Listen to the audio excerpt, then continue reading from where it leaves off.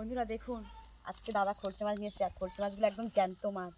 আজকের এই খরচে মাছ কেটে আর ভালো করে ভাজা করে সবাই খাওয়া দাওয়া করবো। দেখুন, এই দেখুন একদম লাফাচ্ছে, আর কত বড় বড় সাইজ। দেখুন আমি এখন খরচে মাছগুলো কীভাবে কাটতে হয় আপনাদেরকে দেখাচ্ছি। দেখুন আমি এই ঝুড়ি নিয়ে আর এই বঁটি নিয়ে বসে গেছি। আর এই দেখুন এইভাবে কাঁটাগুলো কেটে নেব। আর এই দেখুন এইভাবে কাঁটাগুলো, এই যে দুধ সাইডে না কাঁটা রয়েছে, এই কাঁটাগুলো একদম সুন্দর করে কেটে নেব। নিয়ে এইভাবে ছাড়িয়ে নেব, আঁশটাকে ছাড়িয়ে।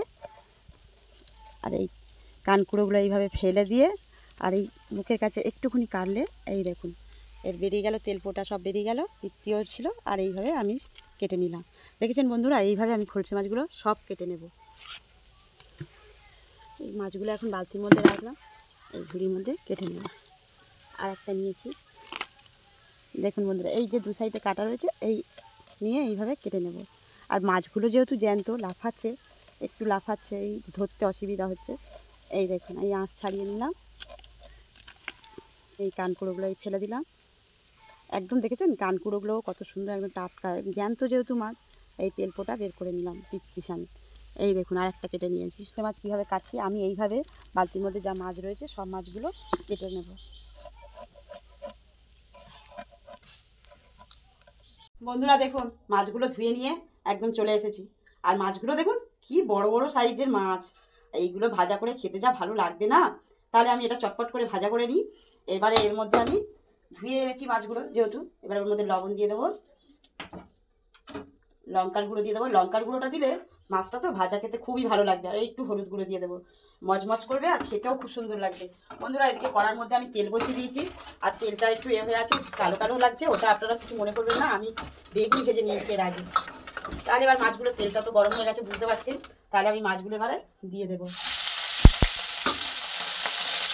সব মাছগুলো একসাথে ভাজা যাবে না, অনেকটা মাছ আমি দুবারে ভাজবো। বন্ধুরা মাছগুলো এক পিস করে ভাজা হয়ে গেছে। এই দেখুন আমি এইভাবে এক পিস করে ভাজা হয়ে গেছে, এইভাবে তুলে এইভাবে উল্টে দেবো একটা একটা করে। আর মাছগুলো যেহেতু লাল লাল করে ভাজতে হবে, একটু ভালো করে মচমচে করে ভেজে দেবো। বন্ধুরা দেখুন একদম মচমচে করে আর লাল লাল করে ভেজে নিয়েছি। এবার মাছগুলো তুলে নেব, নিয়ে আর এই কটা ভেজে নিয়ে। আর কত সুন্দর দেখতে লাগছে দেখুন। আর এই যে একদম বড় বড় মাছের পিস তো, আর বেশ মচমচে ভাজা হয়ে গেছে, খুব সুন্দর দেখতে লাগছে। এবার আমি মাছগুলো সবগুলো তুলে নেব, বাদ বাকি যে মাছগুলো রয়েছে সেগুলো সব ভেজে নেব। মাছগুলো সব আমি ভেজে নিয়েছি, একদম লাল লাল করে ভেজে নিয়েছি। আর কত সুন্দর লাগছে দেখুন। আর তার সাথে আমি বেগুন ভাজাও রেখেছি। এবার এগুলো আমরা সব একসাথে খাওয়া দাওয়া করবো গরম গরম। বন্ধুরা দেখুন খলসে মাছগুলো ভেজে নিয়েছি, আর দাদা থালা নিয়ে বসে পড়েছে। মচমচে মাছ ভাজা তো, দাদা দেখি আর থাকতেই পারছে না।